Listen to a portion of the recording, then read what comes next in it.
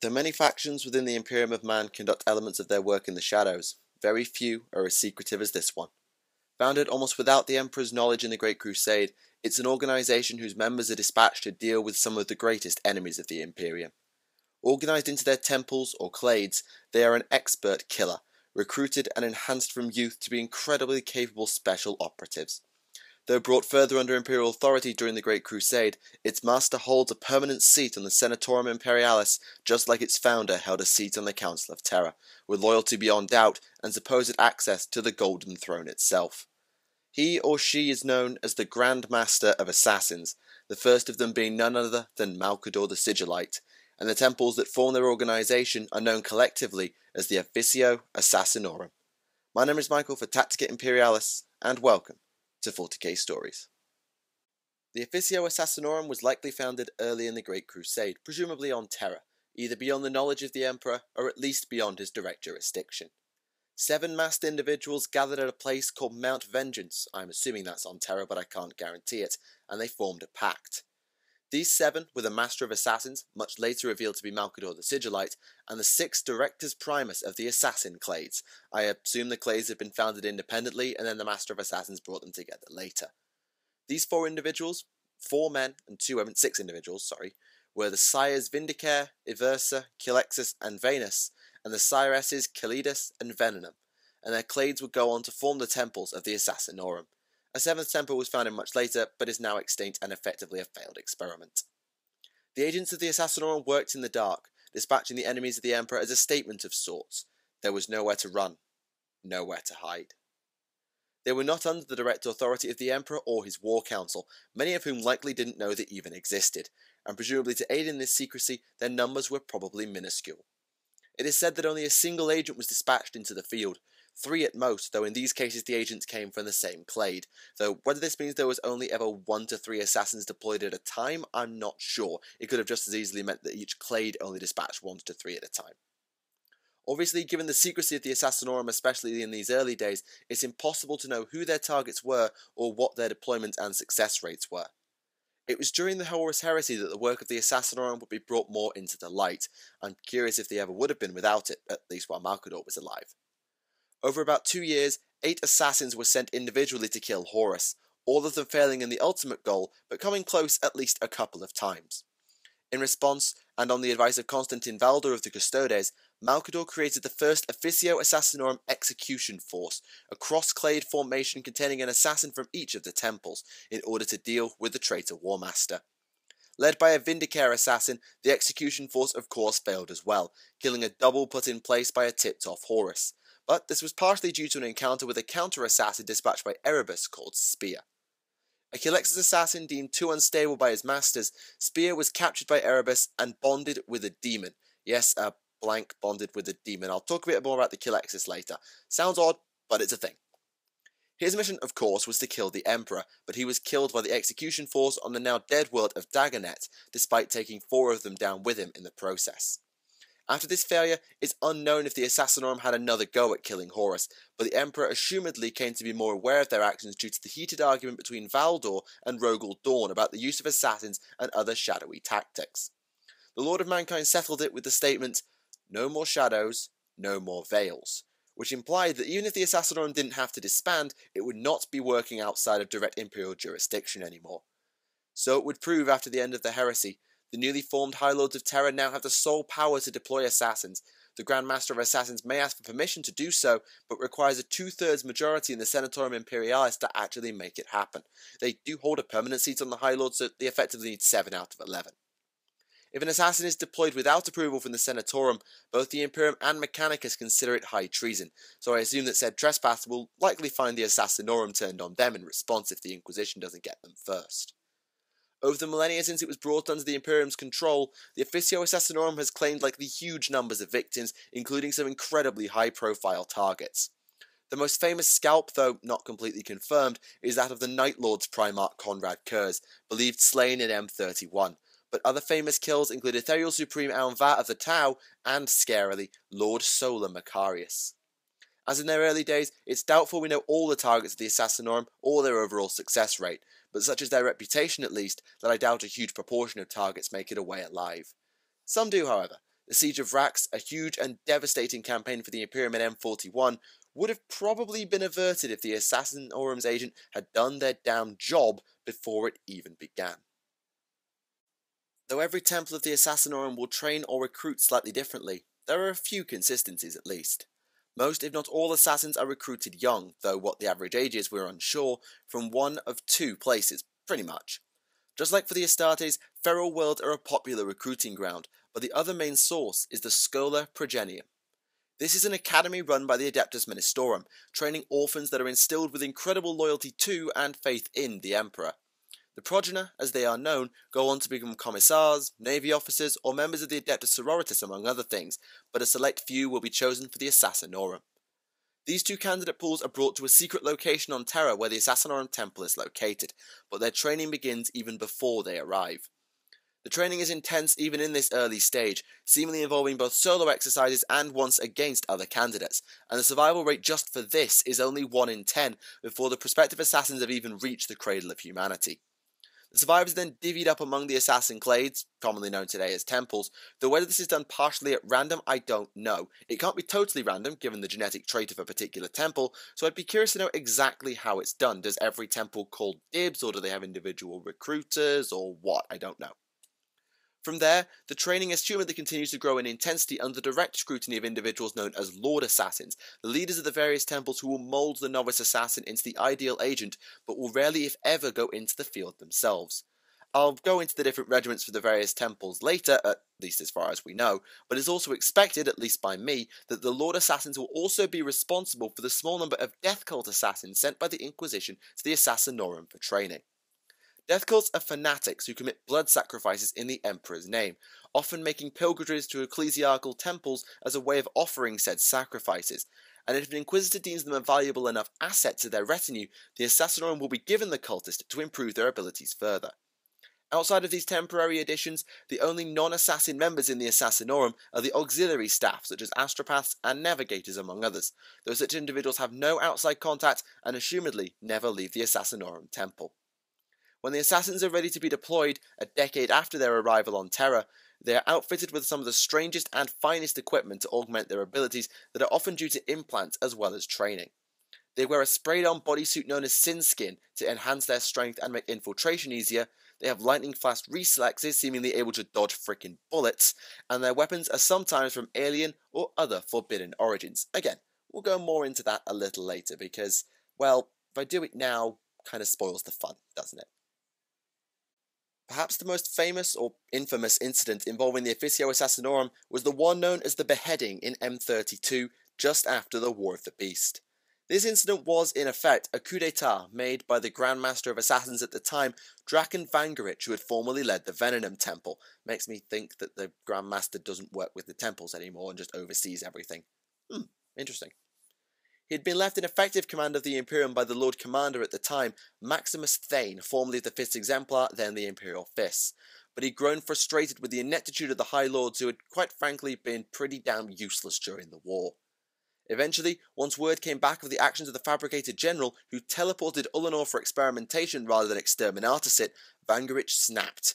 Given Ulanor is now Armageddon, certainly looks like the Fabricated General may have made the wrong decision. Depends on how you look at it, I suppose. In a single night, the entirety of the Senatorium Imperialis was killed or disabled by the Assassinorum's agents, and Vangerich rebuilt the High Lords to his own designs. New representatives from many organisations were elected, including the Custodes Captain General for the first time, but some usually permanent seats like that of the Master of the Astronomicon were absent due to Vangerich's distrust of Psychers. After his bloody coup, Vangerich effectively ran the Imperium for the next century. It was a puppet cabinet, really. And though he was aware of it and probably should have been annoyed, Lord Commander Thane was willing to at least let the Grand Master try. Under his rule, the fourth founding of the Space Marines took place without incident, giving rise to chapters such as the Sable Swords and Halo Brethren, and the Imperium's military was rebuilt after the War of the Beast.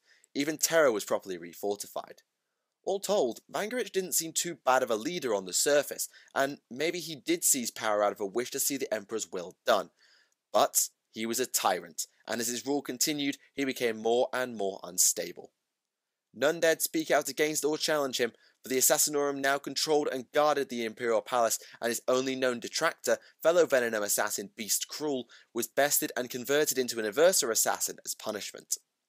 Eventually, however, both Thane and the Inquisitorial representative Margareth Vinand had decided that the Grand Master of Assassins had outlived his usefulness, and the Imperial Fist flagship the Phalanx returned to Terra with about 600 Astartes from across 3 chapters in tow. Also, apologies for that pronunciation, I did a best guess. What followed was a war within the Imperial Palace itself as the Space Marines clashed with the Assassinorum, eventually winning out despite losing half their forces but no closer to catching Vainest, who had fled to the Vainest Temple. The battle there was even more fierce than it had been at the palace, with only 3 individuals from both sides combined alive at the end: Thane, Vainest, and a lone Aversa. Under normal circumstances, the Chapter Master and Lord Commander would have been killed by the programmed assassin, but this Aversa was none other than Beast Cruel, now known as Isad Wire. Wire didn't attack, and in his confusion, Vainest was killed by Thane, and the coup was finally over. It took many years for order to finally be re-established, along with around 50 Astartes Chapter Masters coming to Terra under the Ultramarines Master Agnathio, but eventually the new Senatorium Imperialis was elected and the last vestiges of the beheading were swept away. Though no such incident has occurred again since, mainly because the Imperium hasn't been in such dire straits or the more recent Grand Masters have much more patience, there have been reports of the Assassinorum acting against other Imperials down the years. We already mentioned the assassination of Lord Saul the Macarius, who may have been dying anyway due to battling a servant of Nurgle so meh, but incidents such as the destruction of the Crimson Fist Fortress Monastery, the annihilation of the Angels of Retribution chapter, and other horrible accidents have all been blamed on the Assassinorum. Whether there's any truth to it, or if such actions were condoned by the High Lords, we'll likely never know. It is known that the Astartes generally do not approve of the Assassinorum, seeing it as rather distasteful. Rather like Dawn after the creation of the Execution Force in the Heresy, in fact, but this seems to be too small of a slight for the assassins to perform sabotage on their supposed allies. Now that we've covered the history of the Assassinorum, let us look into the individual temples, their operatives, and their methods of assassination. We shall begin with the Vainest Temple, a unique clade by the fact that its operatives are not particularly adept in combat. They are known more commonly as infosites, and are probably well described as human computing engines. Perhaps they're selected separately from the other Assassinorum candidates for intellect over physical ability. They gather intelligence and use their technologies to determine the effectiveness of a given operation, as well as hacking, propaganda, and data manipulation. They believe the best kills are those performed by others without knowledge of their own involvement, and so will usually act from a starship or an Assassinorum sanctum rather than in the field personally. It seems as well that they do have a dab hand with engineering too. Von Tariel, the Vainest member of the Heresy-era execution force, deployed turrets and drones to allow Horus, or rather his body double Luke Sidire, to be assassinated, even if he was later killed by spear. The Vainest Temple, in a similar but different manner, relies on subtlety as opposed to overt conflict in order to eliminate their targets, but their agents are actually deployed rather than working from far away. As their name may imply, poison is the specialization of the Vainest assassins, who are quite capable of mass murder as well as singular assassination. For example, the assassin Urwa Thoreau killed 1,000 members of an anti-imperial committee by poisoning the chairs in the council auditorium. It wasn't the original plan, the initial target was the planetary governor, but he'd long since died due to the assassin ship being held in temporal stasis by the warp don't ask. Notable Venom members include, of course, Grandmaster Vainest, who caused the beheading, as well as Jenica Solum of the Heresy-era execution force, a skilled chemist and brother to the Vindi Cat who led the force. I assume she was able to brew her own toxins, making me wonder if all Venom agents can do it. She actually almost ended up being ditched by the execution force, as she became distracted by and enamored with the local populace and their fight against the traitors, as well as converting via the Lectitio Divinitatus to what would become the Imperial cult. She was also killed by spear, but she was at least able to speak with her brother before her demise. Aw, ain't that sweet. Since these two were kept classified by the Inquisition even beyond the normal secrecy of the Assassin Temples, we'll talk about that extinct 7th one as well, the Maerorus. Conceived in early M40 and finally ready several centuries later after extensive heretic work, only a single Maerorus assassin was ever created, a woman known as Legendstrass. She received extensive biomodifications, including things from mutant and likely even Xenos origin. The woman could lay eggs, for crying out loud. Maerorus assassins were designed as bioweapons in a way. Unarmed, they would absorb the biomass of their victims to trigger mutations and become more powerful. Very kinda Tyrannid-like in a way, hence why people believe xenogenetics were involved. Legendstrass, however, went rogue and decided she could topple the Imperium, causing the Assassinorum to launch a costly chase after her. They tracked her to a remote planet called Opis, but the assassin was too well hidden and needed to be flushed out. To this end, the Assassinorum willingly cooperated with the World Eaters Chaos Space Marine Legion as well as demons, convincing them to invade Opis as well as spending decades setting up chaos cults on the planet. They even assassinated a Lord Inquisitor who came to investigate, which in turn triggered a full-scale Imperial invasion that would hopefully bring Legionstrass out. It did, but it took the combined efforts of First Captain Lysander of the Imperial Fist, Grandmasters of both the Vindi Cat and Kilexis temples, an Aversa, and several other Astartes to engage her in combat effectively. Lysander finally got the killing blow, crushing her entire body to dust after capacitating her just to make sure she was dead, but he warned the Assassinorum through his Inquisition contacts that they had made an enemy of the Sons of Dawn for using them as unwitting cleanup duty. Suffice to say, I don't think the Assassinorum is going to be trying anything like the Mayroris again, at least not for the foreseeable future. Probably the best known or most recognisable of the Assassin Temples is the Vindi Cat, at least for those of us who know of their existence. The Vindi Cat assassins are expert marksmen and snipers, combining their training with mental conditioning and unique equipment. To the untrained eye, the Vindi Cat may seem intellectually challenged, as their vocabulary is extremely limited to words useful to their missions, but this is part of their training. The temple ensures its agents are cut off from emotion, ensuring they will not hesitate to take a killing shot no matter the target, and their conditioning also grants them immense patience. The assassin Jedrus Garamak is said to have waited in position for 6 years to kill his Dark Eldar target. They are not perfect, however, and can actually be corrupted. Aristed Kell, the Vindicator assassin who led the execution force against Horus, actually lost his mind aboard the Vengeful Spirit after killing Spear as justice for his sister at the Venenum, who we mentioned earlier. He was then turned by Horus himself and sent to kill the living saint and remembrancer Euphrati Keeler. I can only imagine how upset his emperor-worshipping sister would have been about that. He failed after his Alpha Legion ally broke from the plan, eventually being killed by the knight-errant Nathaniel Garrow, who had also been seeking Keeler for reasons unclear.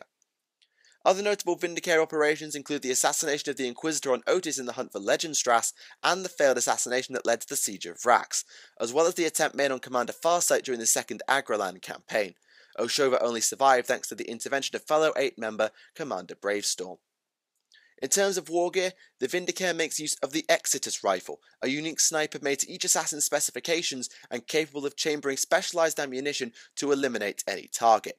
A handheld equivalent of the Exitus pistol is also used as a backup if the sniper is inappropriate. Their sin skin is also modified with camellia-line chemicals to aid with infiltration, and they wear a spy mask directly jacked into their brains as sources of information as well as scanners. Whilst the Vindicator embodies patience and a single killing blow, the Aversa Temple's agents are capable of hyper-violent murder sprees.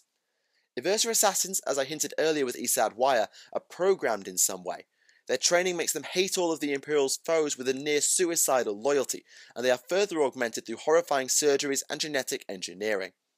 Combine this with the array of combat drugs the Aversa Temple pumps them with, and the assassins are absolute psychopaths when unleashed, but they are kept in cryogenic stasis between missions to prevent their addiction to the drugs and to death itself from killing them. This doesn't mean they're any less intelligent than their Pharaoh assassins. They can make tactical decisions in seconds thanks to their boosted higher brain functions and have a laser focus on their task at hand. Said task is usually mass murder, mind you, ripping out the heart of an insurgency or an entire ruling class at once depending on the organisation employing them. Though the Aversa Temple is at the North Pole on Terra, we know this since that's where Vangerich fled to in the beheading, many of the assassins once trained are kept in specialised cryo ships, scattered throughout the Imperium waiting for the call from the High Lords of Terra to deploy. In terms of equipment, the Aversa makes use of a power weapon as well as a unique weapon called the Executioner Pistol, combining a traditional bolt pistol and a toxic needler pistol to deadly effect. Their skull mask is not stated to have any special purpose besides intimidation, since their brain functions are enhanced by drugs rather than technology, but it does help to make the Aversa that bit more terrifying to look at. Oh, and because the drugs mean they have a super advanced immune system to keep them in check, they explode when they die because of a chemical overload. Yikes. The Aversa attached to the execution force against Horus was codenamed the Guarantine, who was accidentally released from stasis early and thus slaughtered his own handlers before the execution force finally subdued him. He was killed by the Sons of Horus during the mission, but got his wish of killing a space marine as he took down many with him, both in fighting and by exploding. Honestly, from what I've seen, it appears as though the explosion of an Aversa is often what kills their target. Both the Chaos Sorcerer Lord Severin Drask and the Ethereal Aunvra were only killed thanks to this self-destruct, though I won't want to put a figure on the percentage of missions completed due to it. It's probably not as high as I'm making out. The final two assassin clades are the Culexus and Calidus. The Calidus, from the ancient Latin for cunning, are the greatest infiltrators of the Assassinorum, though they do kind of cheat to do so. Calidus assassins use a drug called polymorphine to transform their own appearance to whatever they desire, and in combination with their training, it allows them to impersonate almost anyone and anything. This allows them to get extremely close to their targets in order to assassinate them, even taking on the mantle of said target should they wish or require it. The transformation isn't limited to humans either. There are confirmed records of Calidus assassins impersonating Eldar, Gretchen, and even Genestealer hybrids, though that one required a little extra surgery to pull off. Most, if not all, Calidus assassins are female, as apparently polymorphine only works more effectively on them than for men, and they are experts with a variety of weapons, mainly because they have to use what they can get away with carrying or that are easy to conceal. It seems that in more overt ops, they will commonly use phase swords, Necron technology believed to be linked with the Catan in some way, due to a failed assassination on a planetary governor who turned out to be the deceiver in disguise. The most famous of the Calidus assassins is undoubtedly Shen, the one who supposedly assassinated Conrad Kurz on Salguasa post-heresy.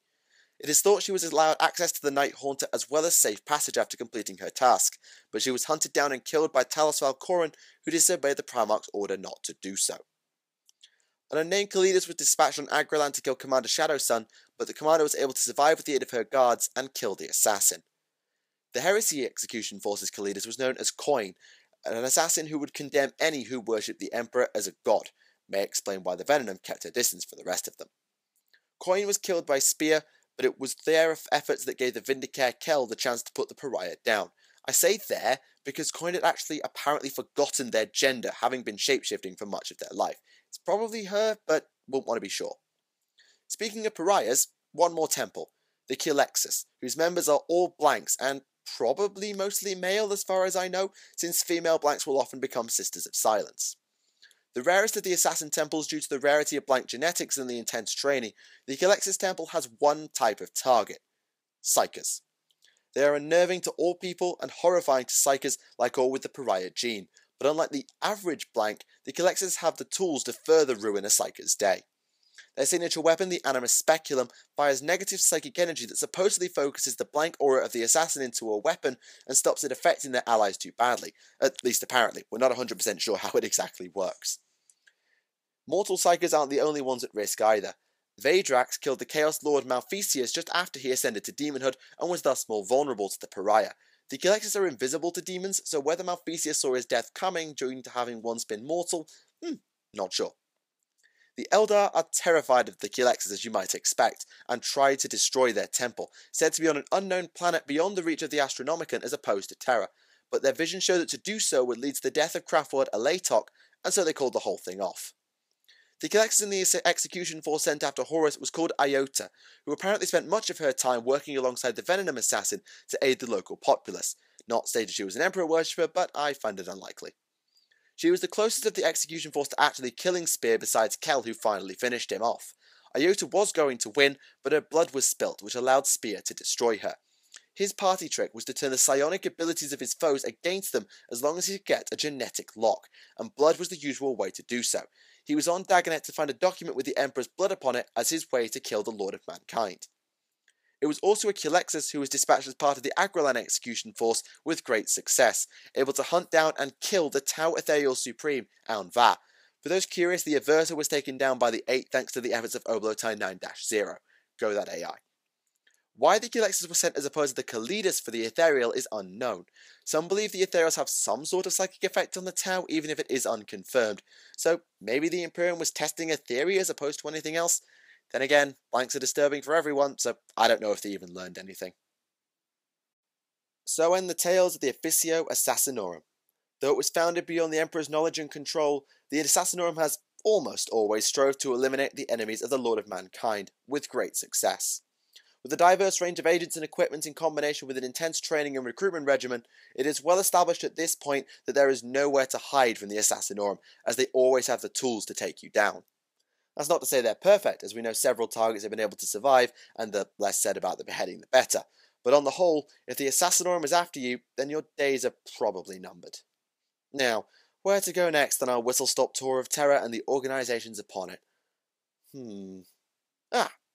I know. Let's take a step away from some of the more mysterious factions and look at perhaps the loudest and most overt of them based on terror.